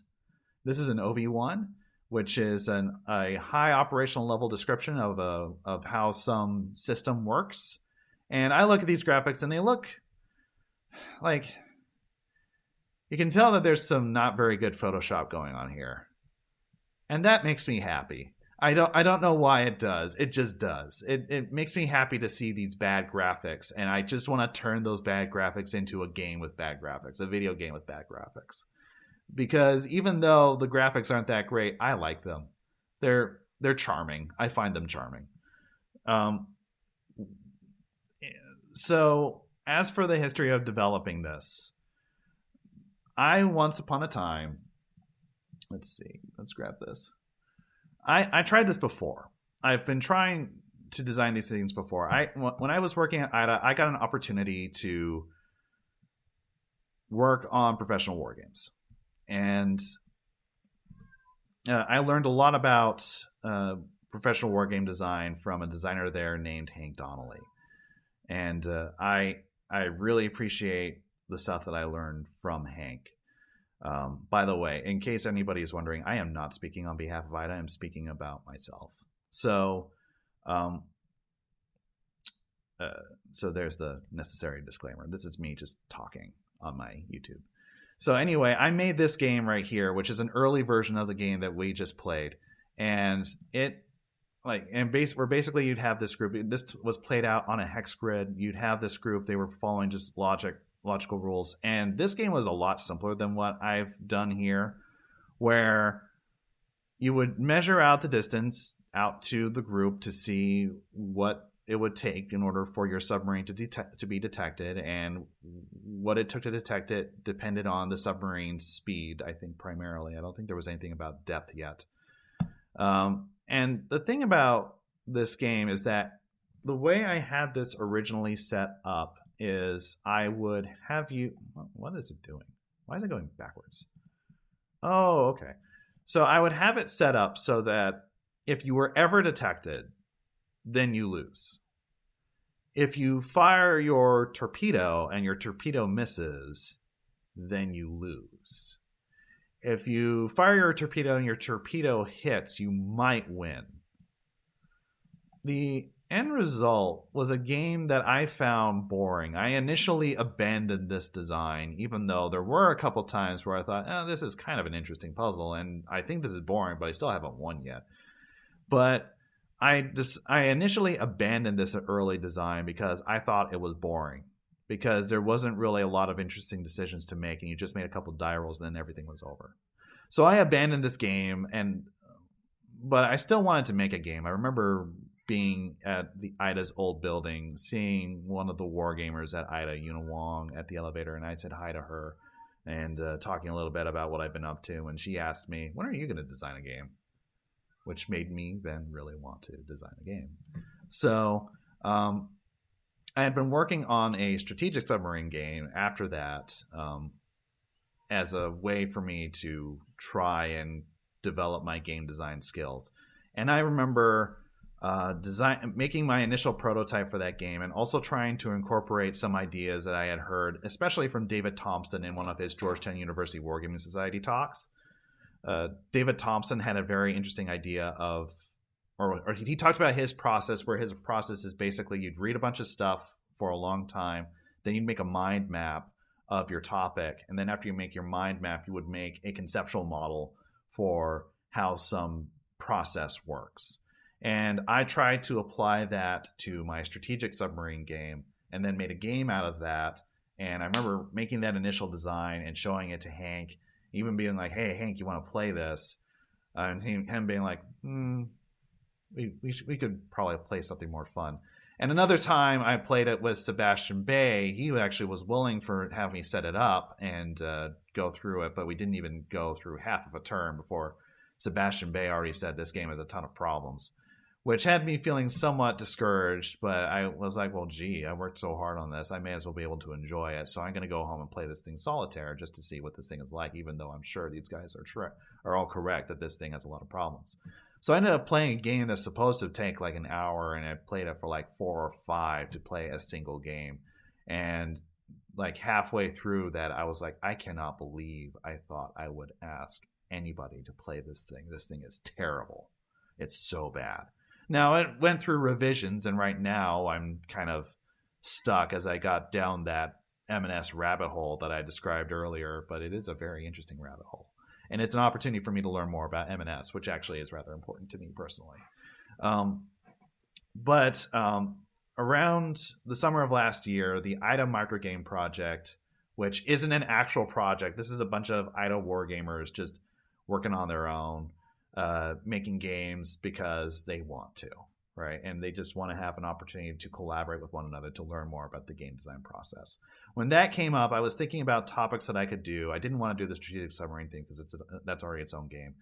And I decided ultimately to revisit this, because even though I thought that initial design was bad, I also thought, well, maybe there were ways to make it better, and maybe more ways to make it more interesting. And one of the things about how to make it more interesting actually comes from this book, which I think people do mention as one of the great books you can read about game design, Rules of Play, by Katie Salen and Eric Zimmerman. And in that book, they talk about chutes and ladders. And they talk about whether the experience of chutes and ladders is an interesting experience or not. Now, to those of, I think most Shoots and Ladders is actually a game that cuts across cultures, although maybe under different names. In fact, its origins are from India. And it is a game where basically the players have zero agency, zero ability to make any decisions. You just roll a dice, you move your marker, you move your piece, and then if you land on a spot with a shoot, you go up. If you land on a shoot, you go down. If you land on a space on a ladder, you go up. And hopefully you make it to the very end. But you have no control. So basically, the winner of the game could be determined by a die roll. I'm not entirely sure what the probabilities are, but you could figure it out what the die roll is. It probably isn't like exactly even for all the players because there is a first player. PhD mathematician talking to you right now. Anyway, they talk about the fact that even though you have no control over what's going to happen, that still can result in an experience that's more interesting than a single die roll.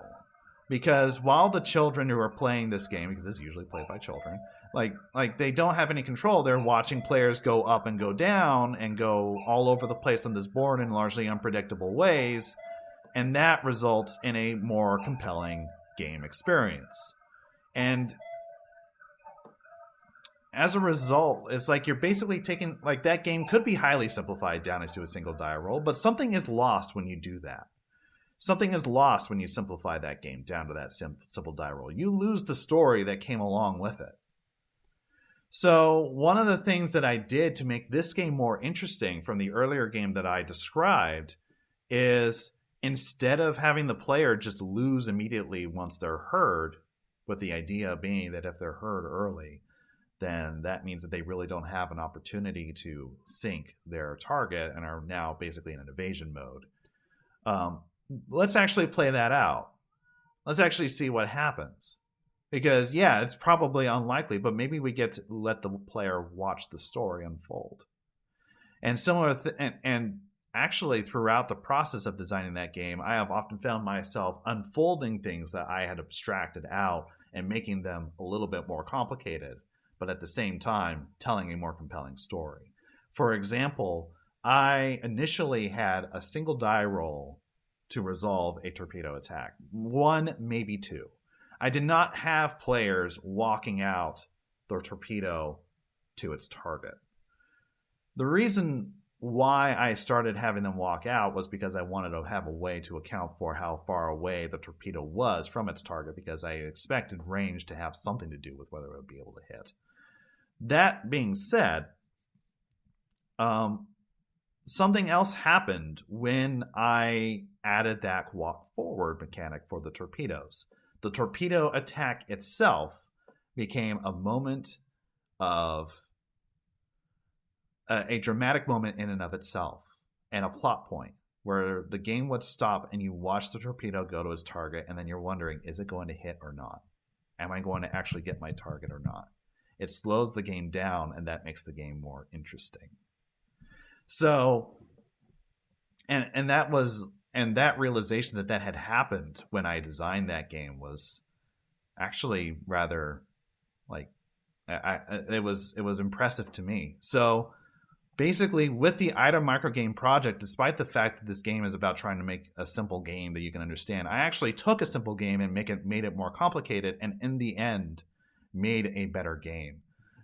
Just for some entertainment purposes, this is the original prototype for this game, and often what I'm doing when I'm designing games is I will make the components.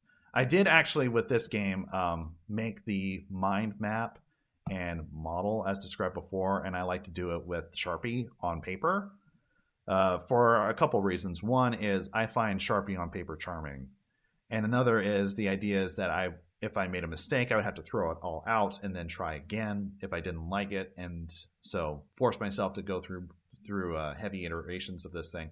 Also, the idea also being that if I'm writing this stuff out in Sharpie, then I'm forcing myself to try and simplify things. I don't think that actually happens, though.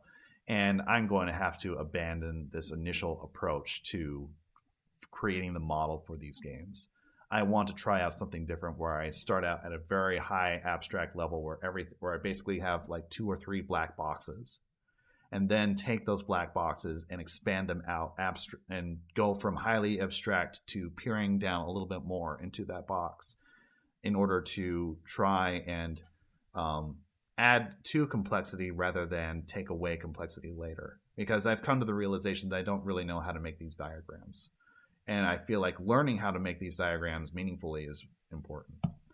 But anyway, after I had figured out some of those like high-level ideas, and I have a vague idea in my head of how the design is actually going to function, I then create components. And I don't write down the rules. I create the components, I sit down at the table, and then I say, okay, what happens next? And then I just slowly walk through what happens next until I get what resembles an initial rule set. So I made cardboard cutouts and Sharpie and little hand-drawn pictures, which I absolutely love. I love the hand-drawn pictures. It reminds me of what I would do when I was a kid and I was born in church. I would take one of the tithe envelopes, split it open, and then draw little ships and tanks all over it and imagine little battles as the pastor's droning on. So this was how I initially started out. After I had made this and I was like, yeah, I think this is a good direction. I think I'm going in the right direction. I then went into Inkscape, which is an open source graphics software, and started initially just created, well, here's the end result, and did in fact put the stamp box on it. But I can in fact roll back to some of the earlier results if I wanted to. Initially, there were no graphics on this, where this would just say LHD and this said FF and this said SSN. So there were no graphics on it. I think there were colors, though. So that was how I was able to start making components. And then after some more play tests, I had decided, yeah, this thing's actually not bad. It's not a bad game. So I can show this to people and have them play test it and get feedback from them. Without inflicting my game upon upon someone who doesn't know what they're getting into and is about to suffer. So I was able to do that, and I remember one of my first playtests with someone else being Jessica Huckabee at SD HistCon East, which, by the way, is this shirt. So over at the Naval War College, where a whole bunch of wargamers gathered, and she was kind enough to play my game. And seeing her reaction to the game, which is a very difficult game. Initially, back then, there were 6 frigates instead of 4. So that no one's ever won the game with 6 frigates. I haven't won the game with 6 frigates. I have been able to win the game with 4. And I also think that winning at 4, like I'm able to win it, but I've also been playing this for some time. So I have some idea of how to actually play it right. But when I was listening to her talk about the experience afterwards, I could tell that the game had resonated with her, and thus things were going well. So I then made graphics for this game. The frigates, the submarine, and the landing helicopter dock, I had some 3D models, and I went into Blender and I rendered those 3D models, not without the stuff on the surface, that didn't exist, but basically just rendered it gray with a tracing of the outline. And then I went into Inkscape and added some of the stuff that goes on the deck. So that's what I did for those units. By the way, in case anyone's not aware, I think Inkscape is an excellent software for making game pieces. One reason is that it's saving your files in SVGs, which is a text-based format. And to anyone who does any programming, text-based means that there's a lot of tools now available to you. Like this is a way that you could automate your card designs and so on and so forth. But even like just staying inside of Inkscape, I create one of these graphics. Like here is the original frigate graphic, and I also have it all organized on the right-hand side. And I can then go, and if I want to change all of these frigates for some reason, I can just do it once, because these are clones of the original frigate. Yeah. And even then, like, and there's just lots of ways that you can take advantage of that. But I don't want to go too deep into that. A little bit more fun, though, where I will get into it.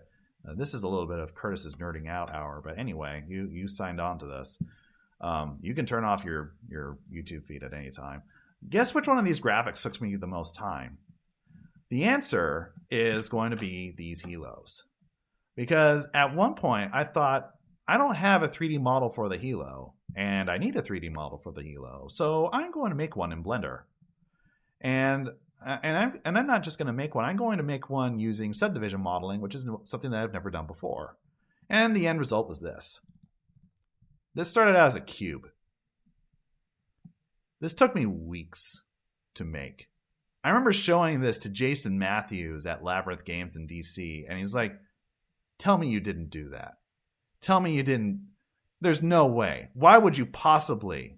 Why on earth would you go through all the work of making this model in order to make just that tiny graphic on a chit? And the answer ultimately is a couple reasons. One is that I thought it would be interesting and fun. And it was. And two, I learned a ton. I am now way better at Blender now after having gone through this. Reason number three is that I had some other potential uses for this model, being I want to 3D print it, and two being, which I still haven't gotten around to, and two being I would also like to make some fancy render of it. So I had just like, as I was designing this model, I just had images in my head of a scene where I would have a photorealistic render of the open seas and an LHD in the distance that's on fire and these helos going out over the ocean. And I would like to make that at some point, but I just haven't gotten around to it. But yeah, that was like a huge diversion in the process of making this game. But, you know, I'm doing this on my free time, so I can do whatever the heck I want. So, yeah. Anyway, so yeah, I did end up making ultimately graphics for the game, and then entered the playtest revise cycle. And some of the important playtesters include like Sebastian Bay, who playtested this and said it's a neat game, but it's not a microgame, and I want you to make an actual microgame. So now I have to make yet a third submarine game for Sebastian Bay. That'll be something you have to worry about for the remainder of this week. And also Nick Werner, he played this and gave me some feedback that I incorporated, and another guy whose name I can't remember, but I put him on my IDA poster. So I got some good feedback from people playtesting. The only problem with those playtests was that they were playtesting with me telling them the rules. They weren't actually reading these rules. And these rules, I admit, are very compact and may be difficult to read, maybe too difficult to read. Technically, all the rules for how to play the game are in here. So you could actually learn how to play, but it's tough. And that's the reason, I expect that a number of people would not be able to figure out how to play the game just by reading this. I think you kind of need to be a card player where you're already very aware of like being sensitive to language and the ordering of how words are and the ordering of steps in order to be able to figure it out. And that's the reason why I'm making this YouTube video.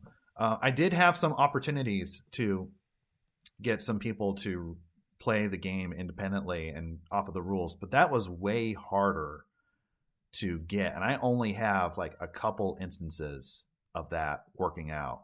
Like one of my coworkers, Eric Walters did that for me, and I really appreciate that. Betsy Jocelyn and someone else did that, although I was at the table, but I did get to listen to them and hear the discussions they were having. So that was also a very great opportunity. I don't know if I ever actually got this. I don't know if I ever actually solved the problem making these rules perfect, of making these rules what they need to be. But I'm calling it at this point. So now, after having gone through all those steps, I am calling this design basically done. And I don't know where I plan to go with this. If there's any future with it. For now, I'm just going to release a postcard for people to play for free. I have no future plans for this. The only thing that I could possibly think of at this moment would be maybe trying to run this in a tournament style format. That seems like it could be interesting.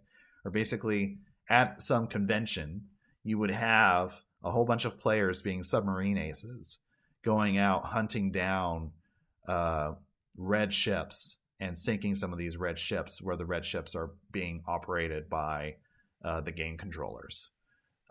That could potentially be fun. I could see that being a fun thing to do. and then we're basically, as this campaign's playing out, each player basically plays one of these scenarios. But yeah, but yeah, that's largely where the game is now. So some comments on the design. Why is this game a solitaire game? I've been thinking a lot about how to design submarine games that incorporates one of the most important aspects of submarines, which is that you don't know where they are. And that's something that's really difficult for war games to do.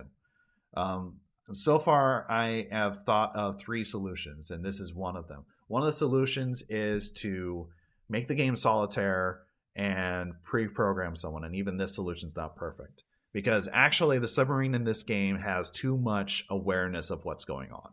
The submarine actually doesn't have, when they go down to deep depths, they really don't know what's up there. In fact, rising up to the surface is kind of a scary moment for submarines, because then they get to discover whether they are underneath something that's very dangerous and now may potentially harm them. There's also things like there's a story of a U.S. attack submarine with a VIP aboard. I don't remember the actual like proper nouns, but they had a VIP aboard. They were going to do an emergency blow. They take a peek around to see if anybody is around, and ultimately ended up relying on the big ocean theory, which is that the ocean's very big and thus there's very likely to not be anything around. So then they did their emergency blow and landed on top of a fishing boat of Japanese high school students and killed all of them. So that should convince you that actually submarines don't have nearly the situational awareness as this game shows you, which that's just an unreal. That is just that is just a reality that I'm not able to convey with this type of game. The other 2 ways that I can think of for handling submarines is to be double blind or to pre-program their moves. So double blind meaning that the 2 players are feeding their moves over to a third player, a game master or facilitator, or someone who has full situational awareness and then can resolve like when you're finding stuff or not. And the pre-programming thing would be where players plot out their moves prior to actually resolving those moves, and perhaps during that process get an opportunity to revise their moves, perhaps based off of getting a detection. So I actually would imagine maybe taking a game that resembles this and doing that option 3 of the pre-planning. That's something that I've been thinking about a lot. In fact, that original sub-game design, I was originally intending to go eventually in that direction. So if I actually ever got an opportunity to try and feed real numbers and data and information into this game, that's probably the direction I would go. And if I were actually trying to run this for professionals. But that's basically why I did that. And it's ultimately a Tom Clancy level depiction of undersea warfare. That's what one of my coworkers said at work, and I love that way of calling it, which means that it's got something to it. It's not reality, but it's enough to get a taste of what reality is, I think. And I have seen tactics in this game where it's like, would it actually work that way in the real world? Like, my solution to this game and how to play it, I really do wonder if that would be a solution that pans out in the real world.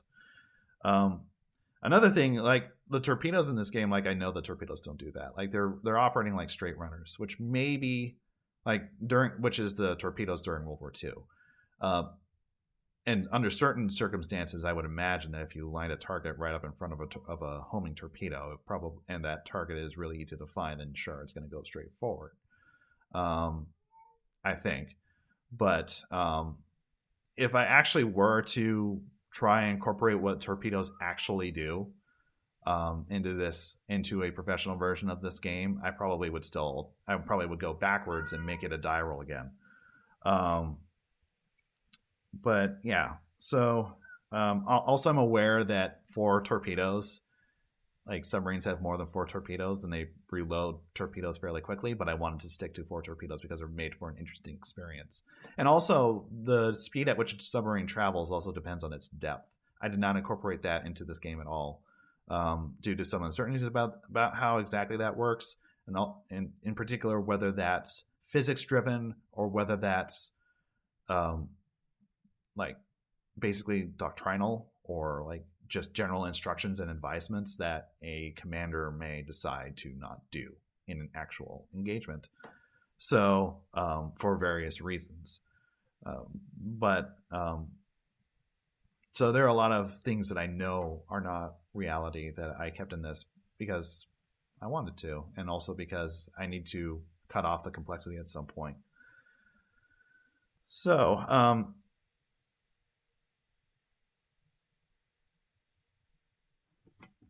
I've said already a lot of what I wanted to say. A couple of remaining points would be, I remember fellow designers asking me, what is the message with your game? And I have a question associated with my game, which is like something, I can't remember what exactly it was, but it's basically how do submarines engage in an anti-surface warfare engagement or something like that.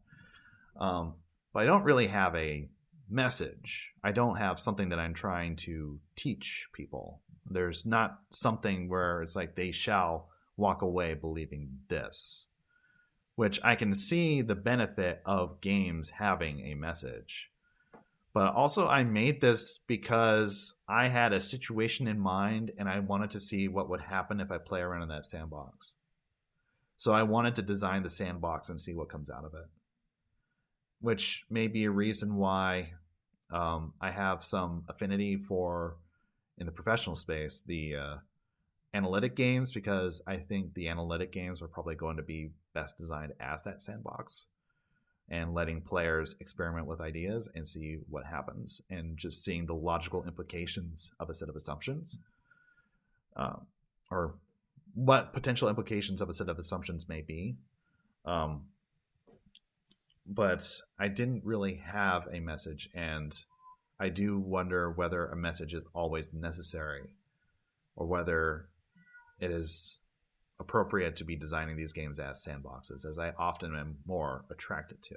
I'm not saying there's anything wrong with a game having a message. There are a lot of excellent games do have a message, and having a message is a great way to try and control what you do and don't put into a game, which is a very important part of design.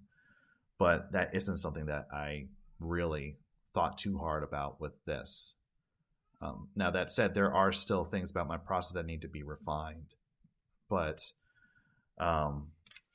that's just a thought that I have had.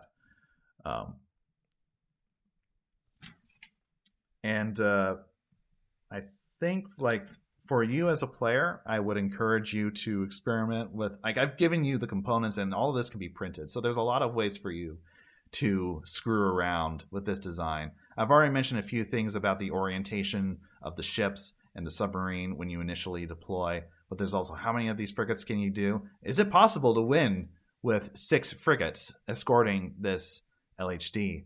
Also, the formation that I have the game set up in, I don't think that's a real formation.